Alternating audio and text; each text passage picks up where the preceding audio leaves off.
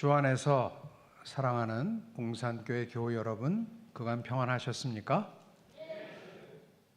진짜 평안하셨습니까? 그동안에 어려운 일들도 참 많으셨을 터인데 진짜 평안하셨어요? 소리가 점점 작아지시네요. 예, 제가 여쭌 것은 편안하셨습니까를 여쭙지는 않았고 평안하셨습니까를 여쭈었습니다.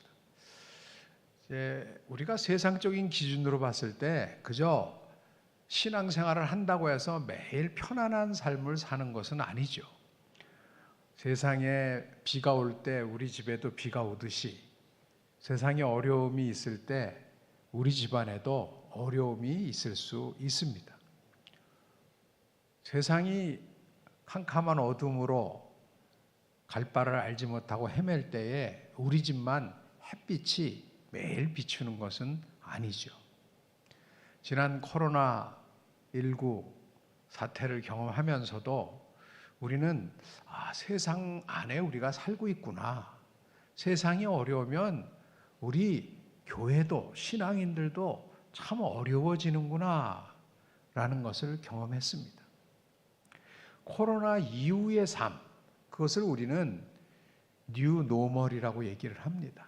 뉴 노멀이란 무슨 뜻이냐? 그것은 뉴라고 하는 것은 새롭다는 뜻이잖아요.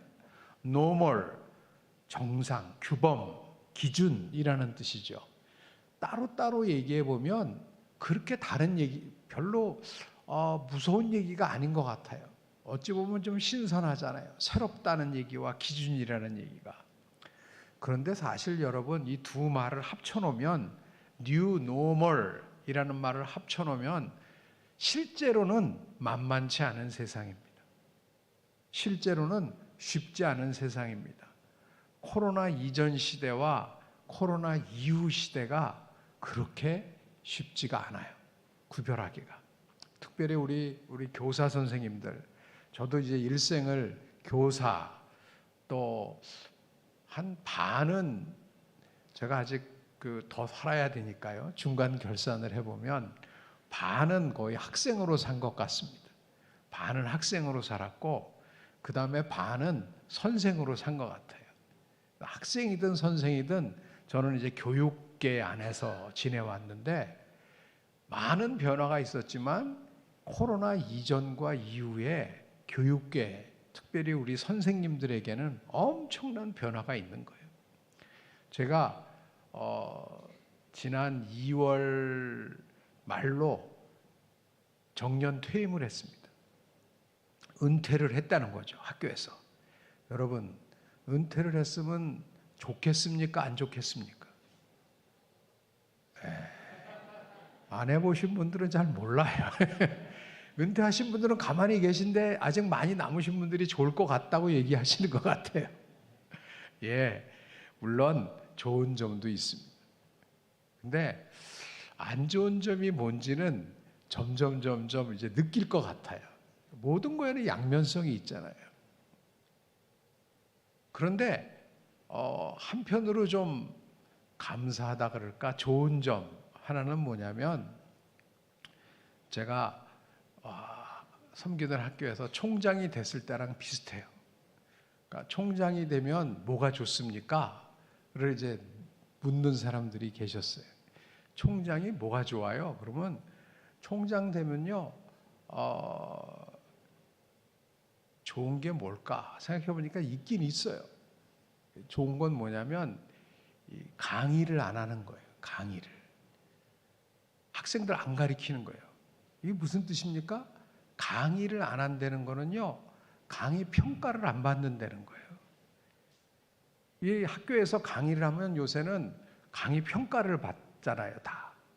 그러니까 뭐 요새는 학생들이 컴퓨터로 자기 성적을 보기 전에 대학 같으면은 다 선생님에 대한 강의 평가를 해야 돼요. 근데 그 강의 평가를 받고 나면 선생님들이 밤잠을 못 이뤄요. 그 왜 그런가? 사실은 저희 학교에서 강의 평가하자고 20여 년 전에 제일 먼저 주장했던 사람이 전데 저랑 우리 동료 교수랑이 한 30년 전에 강의 평가 우리 해야 됩니다 라고 주장을 했어요. 그랬더니 우리 연세 드신 선생님들이 야, 그런 걸 뭘 하냐, 어떻게 선생님이 강의하는데 학생들이 평가를 한다 그래요? 그러면서 이해를 못 하시더라고요. 그래서 제가 설득을 했어요. 앞으로는 하게 됩니다. 그리고 그러니까 밀려서 하지 말고 우리가 미리미리 준비를 해야 됩니다, 선생님들도. 그랬더니 우리 선배 선생님들이 굉장히 지혜로운 분들이에요. 뭐라 그러시냐면 그러면 해야 되겠네요, 우리 합시다. 그런데 그런 거 너무 급작스럽게 하면, 변화를 너무 급작스럽게 적용하면 좀 부작용이 많으니까 단계적으로 합시다. 당신들부터 하세요. 그래갖고 저랑 하자고 주장했던 젊은 교수들이 먼저 하기로 했어요. 그래서 강의 평가지를 이제 뭐 외국에서 저희가 했던 거를 이제 갖다가 우리나라 실정에 맞게 좀 번역을 해서, 그때는 이렇게 종이로 나눠줬죠. 종이로 나눠주고 강의 평가를 받았어요. 강의 평가를 딱 받고 이제 수업이 저랑 같이 하기로 한 선생님이 강의 평가를 하고 이렇게 만났더니 얼굴이 누렇게 떴어요. 그래서 왜 그래요? 그랬더니 어제 한잠도 못 잤어요 그러시는 거예요. 왜요? 강의 평가지를 받아보니까요, 잠을 잘 수가 없었어요 그러시는 거예요. 성적이 아주 나빴다는 거예요. 학생들이 평가를 그렇게 안 좋게 한 거죠. 그 얘기를 듣고 저는 어떻게 생각했을까요? 제 속마음으로 이런 생각을 했습니다. 에이, 그러니까 좀 잘 가르치지 그러셨어요. 좀 잘 가르쳤으면 뭐 이렇게 안 좋게 봤나? 이런 교만한 생각을 저는 했어요. 그리고 저는 수업 시간에 들어가서 학생들한테 강의 평가지를 나눠주면서 이렇게 얘기했습니다. 여러분, 쓰고 싶은 대로 다 쓰십시오. 특별히 제가 학교에 온 지가 얼마 안 됐으니까 앞으로는 여러분들은 이제 졸업하니까 끝이지만 뭐 나중에 대학원이나 오면 또 만날 수 있겠지만 어쨌든 당분간은 끝인데, 제가 이 학교에 오래 있을 테니까 여러분들의 후배들한테는 여러분들보다 좀 더 잘 가르쳐야 되지 않겠습니까? 그러니까 쓰고 싶은 걸 다 쓰세요. 이렇게 아주 멋있게 말을 하고 나눠줬어요. 그러고 나서 그날 밤에 강의 평가지를 받아서 딱 보니까 첫 장에 아주 이상한 인간이 이상한 말을 써놨더라고요. 그래서 뭐야 이거? 그래서는 탁 넘겼어요. 두 번째 장에도 이상한 얘기가 쓰여 있었어요. 일관되게 이렇게 지적되는 얘기들이 있더라고요. 그날 밤에 저도 잠을 못 잤죠. 그 얘기는 누구한테도 할 수 없어요. 아내한테도 그 얘기를 할 수가 없어요. 왜? 그래도 자존심이잖아요. 선생의 자존심. 내가 1학기 동안 이렇게 강의를 했는데 학생들이 강의에 대해서 이렇게 얘기를 하더라 하는 얘기를 누구한테 하겠어요? 그래서 우리 동료 교수가 잠 못 이뤘듯이 저도 말도 못하고 끙끙거리고서는 이제 괴로운 밤을 지냈어요. 그 다음부터 학기 말이 되면 괴로운 거예요. 안 할 수는 없고. 근데 그 다음에는 그때만 해도 학생들이 자기 글로 쓴 거예요. 그러니까 처음에는 이렇게 보다가 뭐야 좀 기분이 나쁘다가 나중에는 이제 이런 치산 생각까지 드는 거예요. 이거 누구야? 필적 감정을 해봐? 이런 생각까지 드는 거예요. 그러니 그걸 쓴 사람들은 또 나름대로 의식을 하고 그래도 좀 쓸 거를 그래도 다 안 썼을 거 아니에요. 이게 거의 밝혀질 수도 있으니까, 시험지랑 대조하면 알 수가 있으니까. 그런데 그 이후부터 컴퓨터라는 게 나온 다음부터는 그냥 익명으로 쓰는 거예요. 누가 쓴지 몰라요. 그리고 그게 나오면은 점수로 나와요. 점수로. 선생님은 전체 100점 가운데 강의 평가 점수가 몇 점입니다 라고 점수로 나와요. 그리고 더한 거는 전체 선생님들 평균은 몇 점인데 당신은 몇 점입니다. 요새는 대학도 그렇게 해요. 80점 이하의 강의 평가가 나오는 사람은 그 다음 학기 강의 못해요. 그 과목. 그리고 클리닉을 받아야 돼요. 가서 교수법에 대해서 당신이 왜 80점 밑으로 나왔는지에 대해서 또 그 다른 선생님이 그 교수법을 가르치는 선생님한테 분석을 받고 지도를 받아야 돼요. 그러니까 여러분, 뉴 노멀 시대에 선생님 하기가 쉽겠습니까? 어렵겠습니까? 어려워요.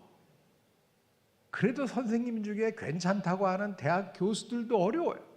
오죽하면 제가 총장 된 게 좋은 거 하나는 강의 평가 안 받아서 좋겠다 라는 얘기를 했겠어요. 그러니까 선생님들이 받는 스트레스, 그거는 누구한테도 말 못하는 거예요. 이 자존감, 성적으로 안 받아도 알아요. 선생님들은 가르치고 난 다음에 학생들을 보면서 그가 어떤 반응을 보이느냐에 따라서 굉장히 내가 좋은 선생인지 제대로 했는지 뭐 이런 것에 대해서도 어려운데, 이른바 뉴 노멀 시대는 그런 것들이 점점점 더 어려워지는 세상이 되어가고 있습니다. 과연 이때에도 교사를 한다는 것, 그것은 어떤 의미가 있을까라는 것을 생각해 봅니다. 저는 한마디로 교사는 그렇게 편안하지는 않다 하는 것입니다. 교사가 된다는 것. 저도 일생을 선생과 교사로 살았고 이제 은퇴를 했습니다. 뭐 강의는 하지만 누가 물어요. 은퇴가 뭡니까? 그래서 제가 기도하면서 생각을 해봤어요. 은퇴는 뭘까? 은퇴는 보니까 중간고사 내지는 좀 학교로 치면 기말 시험 보기 전에 보는 예비고사 같은 것 같아요. 무슨 뜻이냐면, 진짜 은퇴가 뭡니까? 우리 인생의 진짜 은퇴? 우리 인생의 진짜 은퇴 날이 오잖아요. 여러분 중에는 아직 은퇴를 하신 분도 계시고 안 하신 분도 계시고 경험하신 분도 계시고 안 하신 분도 계신데, 인생의 진짜 은퇴는 누구나 다 맞게 되는 거예요. 주님 앞에 서는 날, 주님 앞에 단독자로 서게 되는 날, 죽음의 그 순간, 이 세상에서 하늘나라로 부름받는 그 순간, 그 순간은 저나 여러분이 다 맞게 되는 거예요. 보니까 은퇴는 뭐냐? 저한테는 그 마지막 날 진짜 은퇴를 잘 하라고 주시는 잉여의 은혜의 시간 같아요. 은퇴를 하다 보니까 어떻게 됩니까? 돌아보게 되잖아요. 내가 지금까지 그래도 어떤 선생이었나? 내가 어떤 일을 했나? 그러면서 뭐 반성할 것도 생각나고 뭐 이런 것들이 이제 정리를 좀 하게 되잖아요. 돌아보게 되잖아요. 그런데 감사한 건 뭐냐면 아직 시간을 주님께서 더 주신 거예요. 최종 시험 마지막 날 기말고사 보는 날까지, 인생의 기말고사 보는 날까지 시간을 더 주신 거예요. 그럼 지금부터 우리에게 주어진 시간은 무엇일까? 이제 마지막 은퇴, 인생에서 하나님 나라, 하나님 앞에 가게 되는 그때까지는 조금 더 지금보다 제대로 살아야 되겠다. 지금까지도 우리가 뭐 이런저런 일들을 해왔지만 좀 제대로 좀 해야 되겠다 라는 생각을 하게 됩니다. 그런 의미에서 이런 질문을 생각하게 됐어요. 주께서 그 마지막 날 저한테 내가 주님을 이제 이 세상에서의 삶을 마치는 그 순간 주께서 물으실 것 같아요. 어땠냐? 물으실 것 같아요. 여러분 그렇지 않아요? 우리가 아이들 어디 이렇게 밖에 내보내면 뭐 군대를 가든지 뭐 어디 객지에 갔다가 돌아오면 묻잖아요. 어땠어? 물을 때 대답을 할 거예요. 우리 주께서 그렇게 물으실 것 같아요. 어땠어? 너는? 내가 너를 20세기 중반에 대한민국이라는 나라에 태어나게 했고 21세기까지 살다가 이제 오게 했는데 그래 어땠어? 라고 물으실 것 같아요. 여러분께도 그런 질문을 주님께서 하신다고 생각해 보세요. 그럼 뭐라고 대답하실 것 같습니까? 저는 이렇게 답할 것 같아요. 제가 생각해 보니까 주님 감사합니다. 진짜 신나게 살다 왔습니다. 신나게 살다 왔습니다. 제가 보니까 20세기 중반에 태어나서 대한민국에서 21세기 어느 시점까지 살다가 부름 받겠지만 진짜 신나게 살았어요. 근데 처음부터 신나지는 않았어요. 제가 대학 때까지 70년대 중후반까지는요 그렇게 신나지 않았던 것 같아요. 대한민국에 태어나서 산다는 게 그렇게 행복하지 않았어요.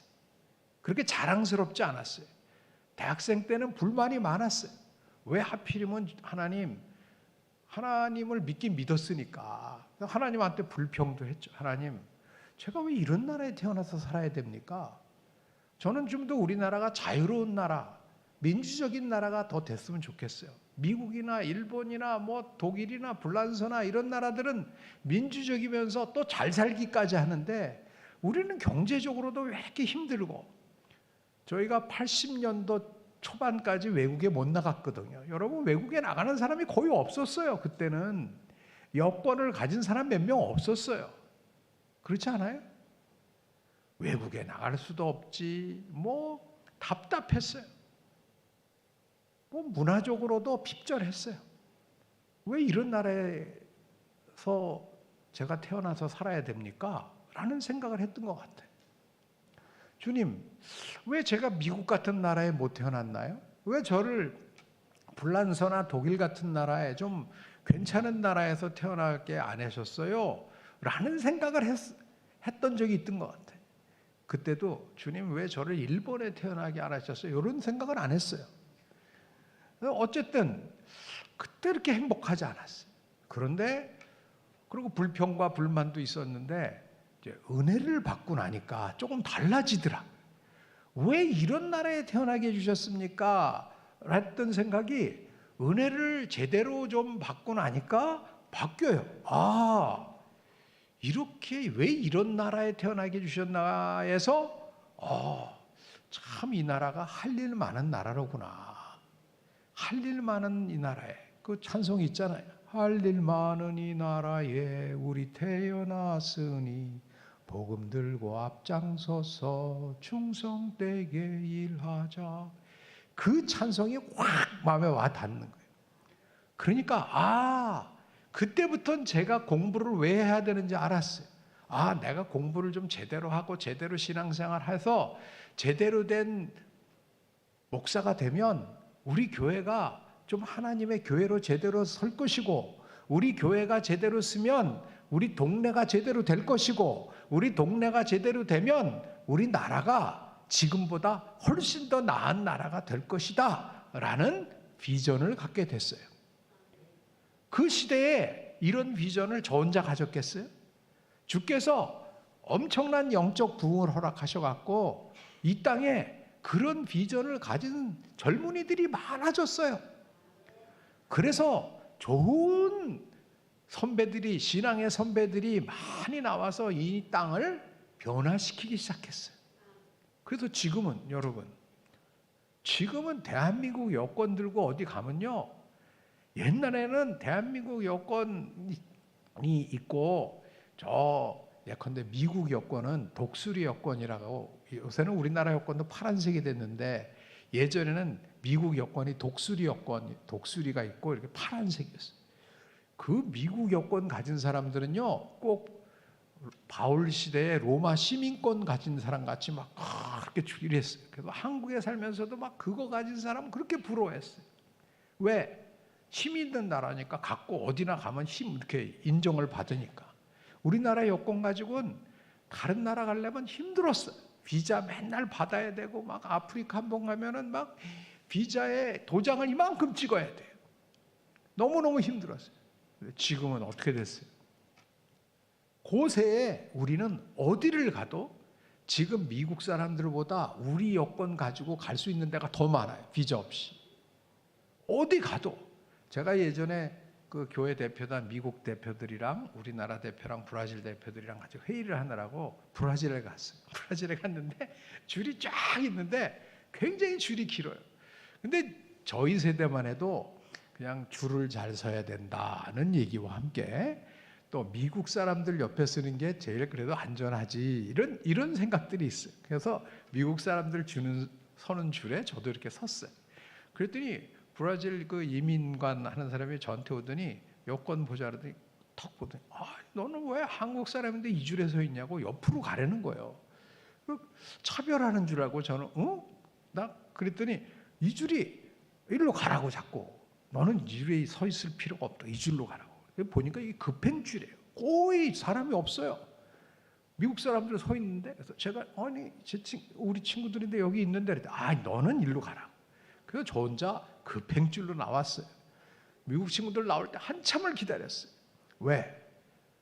미국에 들어갈 때 그 당시 브라질 사람들이 자존심이 강해갖고 미국에 들어갈 때 이 지문을 다 찍게 하니까 미국 사람들 우리나라 올 때 너희는 찍어, 그래갖고서는 찍게 만드는 거예요.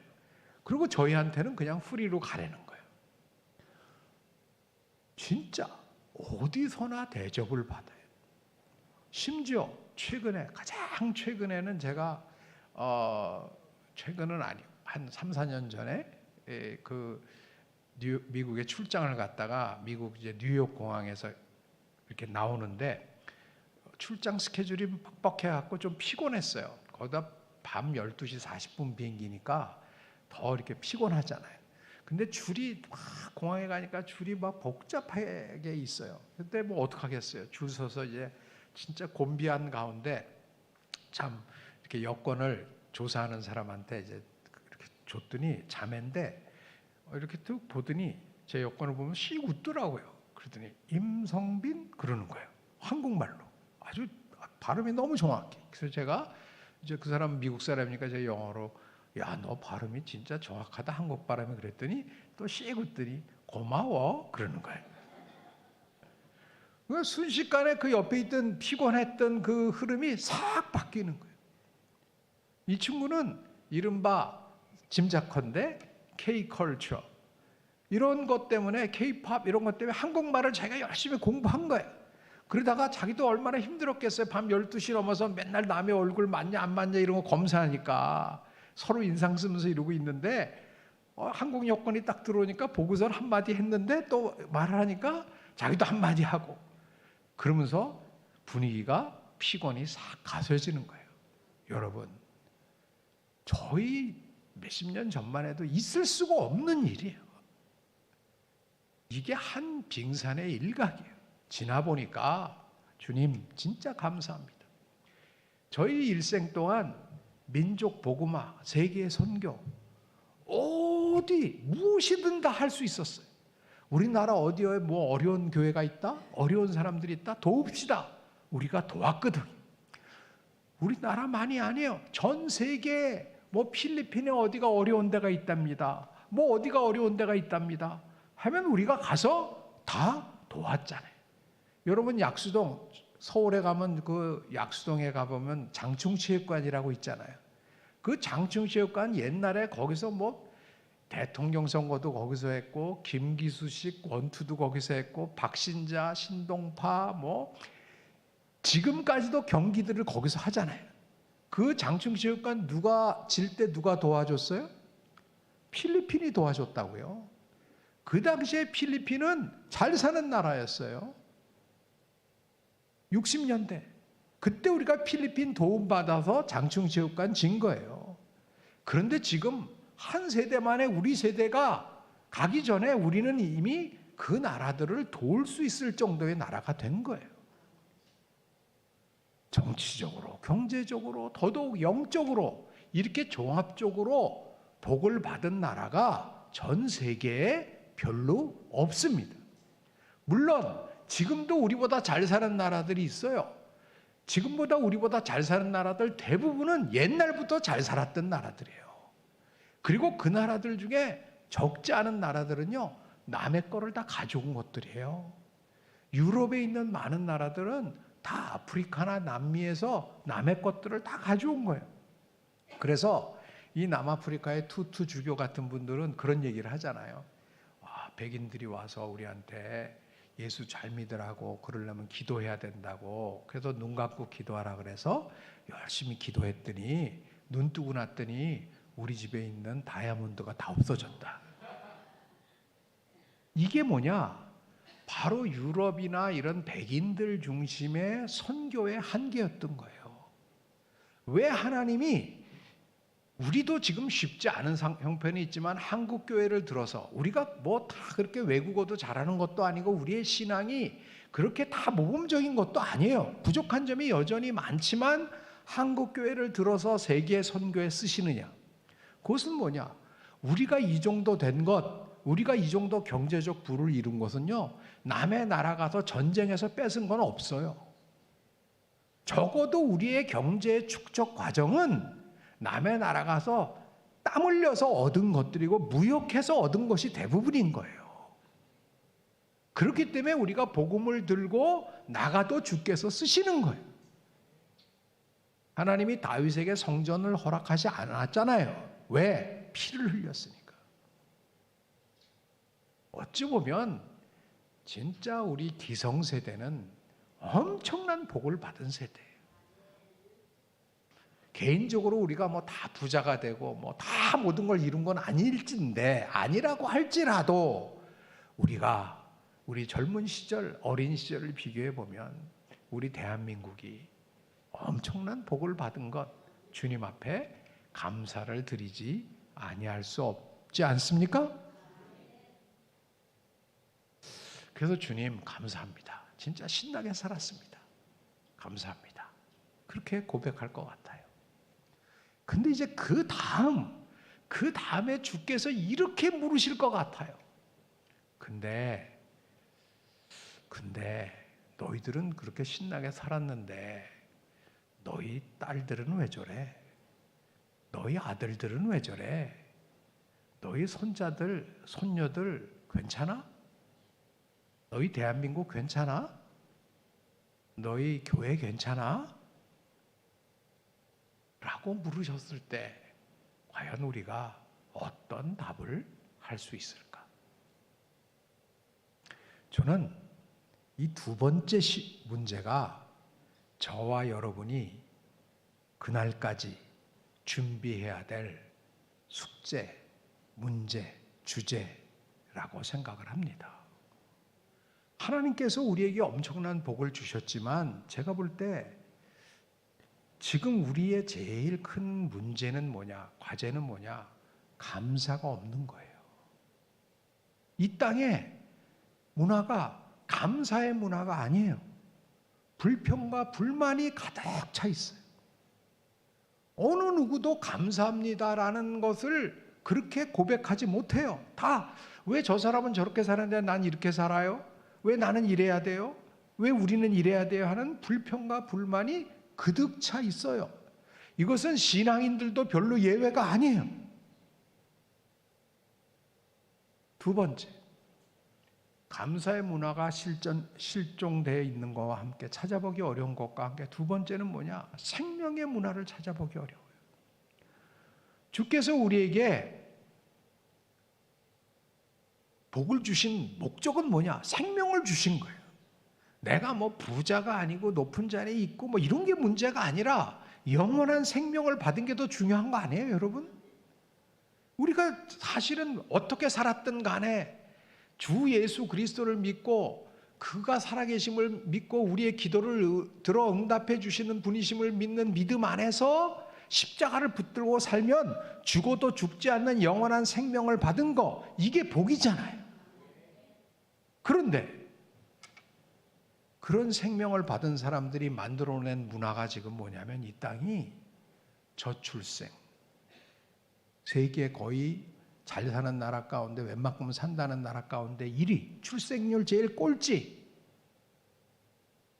자살률 거의 1등, 생명을 귀히 여기지 않는 문화를 우리가 만들어 놓고 있었던 거예요. 여러분, 결과적으로 지금 그렇잖아요. 이 세상이, 우리나라가. 어떻게 하나님의 생명을 받아서 그렇게 복을 받았는데 지금 우리가 하나님 앞에 서게 되는 날이 다가오는데 결과적으로 중간 결산을 할 때 이 생명을 이렇게 우습게 여기고 이렇게 살 바엔 안 사는 게 나아 라고 하는 사람들이 점점 늘어나게 되고 그런 문화가 팽배하게 되고 하나님 앞에 감사와 찬송을 들리는 문화보다는 불평과 불만을 하는 문화가 더욱더 커지고 있는 이 현실, 이것을 어떻게 바꾸어 놓을 수 있을까? 이것이 저와 여러분의 이 뉴 노멀 시대, 앞으로 이 변해가는, 급작스럽게 변해가는 이 시대에 하나님 앞에 설 때까지의 과제인 줄로 믿습니다. 그런 의미에서 어디서부터 이게 시작을 할 거냐, 이 문화를 어디서부터 바꿔놓을 거냐, 이거는 교회 학교에서부터 바뀌어야 되는 거예요. 그러면 교회 학교가 바뀌려면 어떻게 되느냐? 우리가 바뀌어야 되는 거예요. 아이들에게 아무리 말로 바꾸라고 해놓고 야 생명을 사랑해라 뭐라고 해봐야 그거는 교육적으로 별로 효과가 없다는 걸 우리가 알잖아요.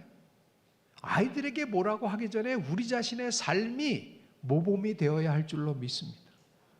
그런데 여전히 우리나라에는 이렇게 오후 예배까지 저녁 예배까지 예배를 드리는 교인들이 많고, 아직도 수백만의 기독교인들이, 신앙인들이 주일마다 예배를 많이 드리는데 왜 우리의 삶이 변화하지 않는 것일까? 이것이 우리의 중요한 과제입니다. 오늘 주신 말씀을 보니까 굉장히 우리에게 주시는 도전이 커요. 그러므로 형제들아 내가 하나님의 모든 자비하심으로 너희를 권하노니 너희의 몸을 하나님이 기뻐 받으시는 거룩한 산 제물로 드리라. 이것이 너희가 드릴 영적 예배니라. 즉 우리가 드리는 예배는 뭐냐면은 우리의 몸들을 바쳐야 된다는 거예요. 드려야 된다는 거예요. 근데 제가 이렇게 반성을 해보니까, 특별히 이 코로나 시대를 지내면서 반성을 해보니까, 우리가 지금까지 드렸던 예배, 여러분 그때 교회 문 닫혀서 예배당에 못 왔을 때 어떤 느낌 받았어요? 야, 진짜 예배당에 가서 좀 제대로 예배 드리고 싶다. 좀 제대로 찬양하고 싶다. 제대로 교제하고 싶다. 뭐 이런 마음들을 가졌었는데 어떻게 다시 문이 열리고 우리가 뉴 노멀로 돌아와서 갈 때 그 예배의 감격을, 그때 그 갈망했던 예배의 감격을 계속 누리고 계십니까? 그리고 우리가 누려야 될 예배는 어떤 예배, 드려야 될 예배는 어떤 예배일까요? 저는 반성을 해보니까 저도 뭐 일생 동안 예배를 많이 드리고 있지만 우리 신앙인들이 예배는 많이 드리고 있는데 저를 포함해서 몸을 드리는 예배는 매우 부족한 것 같아요. 뭘 많이 드렸냐? 입술을 많이 드렸어요. 영어로 얘기하면 립 서비스는 무지하게 많이 한 거예요. 립 서비스. 입술로 드리는 예배, 입술로 드리는 찬양은 많이 했는데 몸을 드리려는 거예요. 몸. 이게 원어 성경에 보면 몸 드립니다. 몸 하나하나. 제 몸, 여러분 몸 다 하나하나예요. 그건 뭐냐? 우리의 삶을 드리려는 거예요. 삶을 드린다는 의미는 뭘까? 입술로만이 아니라 일상의 삶이 하나님 앞에 바쳐지는 삶이 돼야 된다. 그것은 뭐냐? 우리가 일요일을 주일로 거룩히 구별해서 아침부터 저녁까지 예배드리는 것 매우 중요하지만 우리 주님은 일요일만의 주님이 아니라는 거예요. 월요일부터 토요일까지도 우리 주님은 주님으로 인정받기를 원하신다는 것입니다.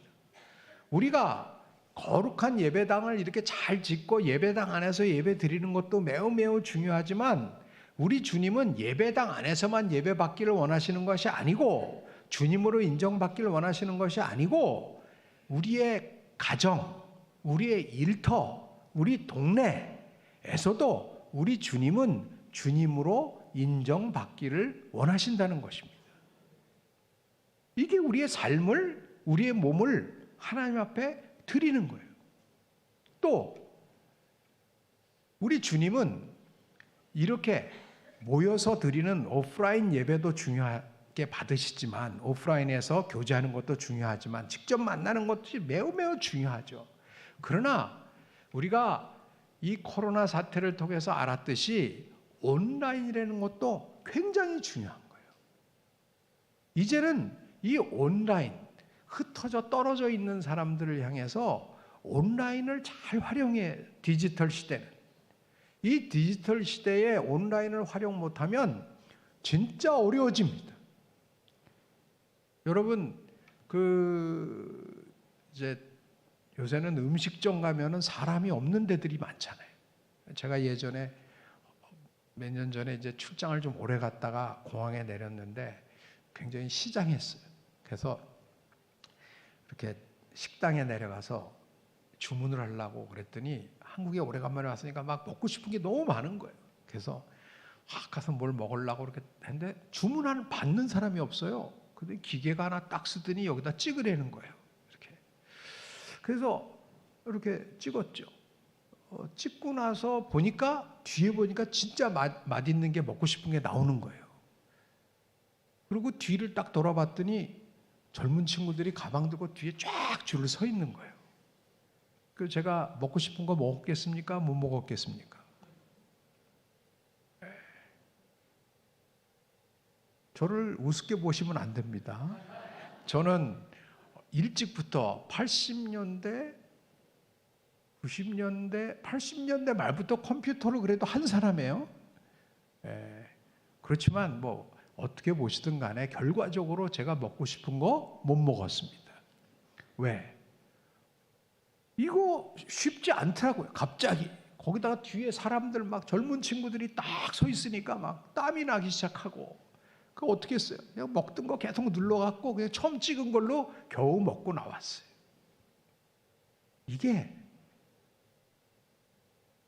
누구든지 이 시대에 자기가 원하는 거를 이런 디지털 기기를 통해서 소통하기가 점점 쉽지가 않아요. 점점 쉽지가 않아요. 소통하기가 쉽지가 않아요. 그러면 이것들은 다 666이냐? 이거는 다 버려야 될 것들이냐? 아니잖아요. 어찌 보면 이제는 이 오프라인에서 우리가 말로 하는 것과 기계로 하는 것도 다 같이 하나님의 나라를 위해서 활용할 수 있도록 우리가 준비해야 될 필요가 있는 것입니다. 그래서 어찌 보면 기성세대들은 말로 하는 것에 익숙해 있죠. 경험이 많죠. 젊은 세대들은 기계로 하는 거에 익숙해 있어요. 그래서 지금까지는 어찌 보면 우리가 일방적으로 선생이었어요. 왜 우리가 선생이 됐습니까? 선생은 일찍 태어났다는 뜻 아니에요? 그러니까 옛날에는 선생이었어요. 그렇지만 지금은 후생가외라. 이 컴퓨터가 나온 다음부터는 늦게 태어난 사람들이 훨씬 잘하는 거예요. 그러니까 우리가 하나님을 경배하고 하나님을 위한 선교나 교육을 할 때에도 이제는 선생만이 나이가 많고 경험이 많은 사람만이 세상에서 경험이 많은 사람만이 주도권을 잡을 수가 없는 거예요. 이제는 선생들이 후생들한테 배워야 될 필요가 있어요. 그래서 교회 학교에서도 이제는 교회 학교가 나이 많은 사람이 나이 적은 사람, 경험이 많은 선생들이 경험이 없는 후생들을 일방적으로 가르친다는 생각을 버려야 돼요. 선생들이 가지고 있는 경험, 복음에 대한 체험의 경험을 나누는 것은 중요하지만 어찌 보면 후생들한테 배울 게 많아요. 특별히 이 디지털 기기 같은 거, 여러분 컴퓨터나 이 핸드폰 같은 거 잘 쓰는 법. 우리 라떼 저와 같은 연세 든 분들은 이렇게 핸드폰을 좋은 거 가져도 몇 퍼센트 쓸까요? 별로 못 써요.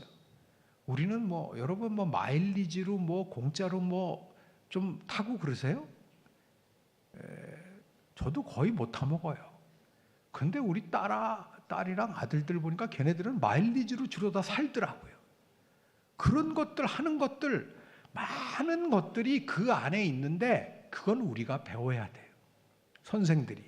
그래서 교회 안에서도 일방적으로 선생이 후생들만을 위해서 가르치는 교과 과정만 있는 게 아니라 오히려 디지털 교실 같은 것들은 후생들한테 배우는 교실이 필요한 것 같아요. 청년들이 선생님이 되고 중고등학생들이 조교가 되고 우리가 학생이 되어서 하는 그런 공부들이 일어날 수 있어요. 이것이 뭐냐? 다 하나님의 나라를 위한 영적 예배, 이것을 하나님께서 뭐라 그랬냐면 온 몸으로 드리는 예배를 영적 예배라고 하셨어요. 여러분, 영적이라고 하는 것은 뭐 알아듣지 못하는 방언을 한다거나 신비한 체험을 하는 것만이 영적이 아닙니다.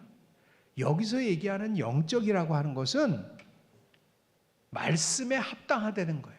합리적이라는 거예요. 그래서 영어 성경에 보면 reasonable service라고 번역한 성경이 있을 정도예요.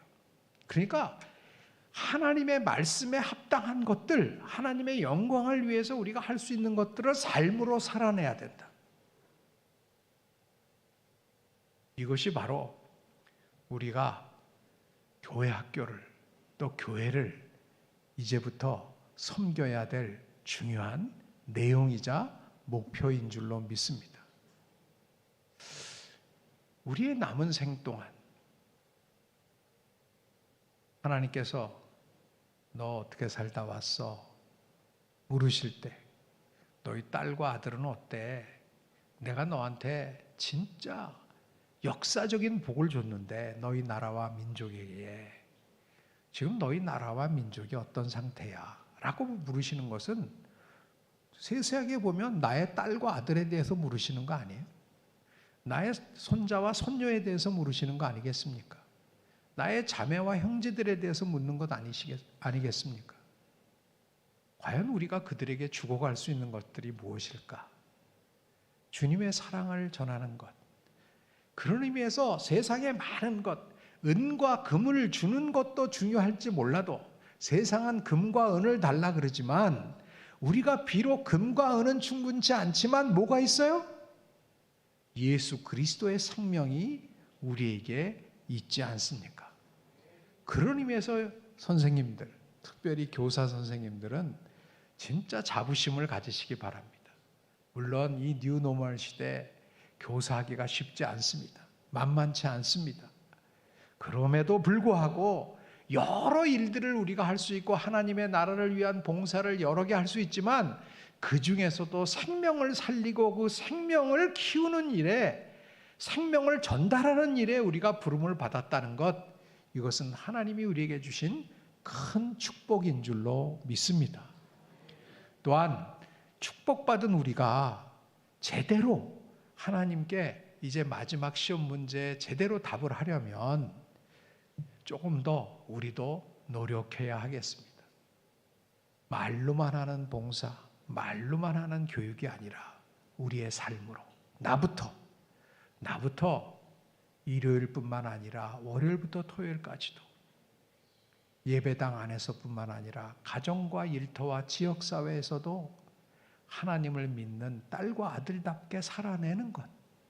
더 나아가서 이 뉴노멀 시대에 강화되기 시작한 디지털 전환 시대에 나에게 가장 익숙하지 않은 이 디지털 기기마저도, 그 온라인 사이버 세상에서마저도 내가 배우려고 노력을 하고 거기에도 하나님의 나라를 심으려고 노력을 하는 그런 노력도 있고, 그런 것을 위해서 애쓰는 후생들을 위해서 축복하고 기도하고 함께하는 우리 선생들. 그래서 세대가 아울러서 우리 하나님께 영광을 돌리고 마지막 날 그때 주께서 그래 어땠어? 라고 물으실 때 그저 주님 감사합니다. 저에게 주신 은혜 감사하고, 특별히 좋은 교회 공동체 만나서 함께 신나게 살다 왔습니다. 그래서 우리 딸과 아들, 손주, 손녀들도 저렇게 잘 지내게 해주셔서 감사합니다. 고백할 수 있는 저와 여러분, 특별히 우리 교사들 되시길 간절히 원합니다. 하나님 감사합니다. 저희를 축복해 주셔서 이렇게 좋은 교회 불러주시고 좋은 목사님, 좋은 장로님들, 좋은 권사님들, 좋은 교사들과 함께 신앙생활 하게 해주신 것 감사드립니다. 하늘나라 가는 그 시간까지 좋은 교사 되게 하여 주시고 그 교사들 위하여 기도하는 우리들 되게 하여 주시옵소서. 모든 말씀 우리 주 예수 그리스도 이름으로 기도드립니다. 아멘.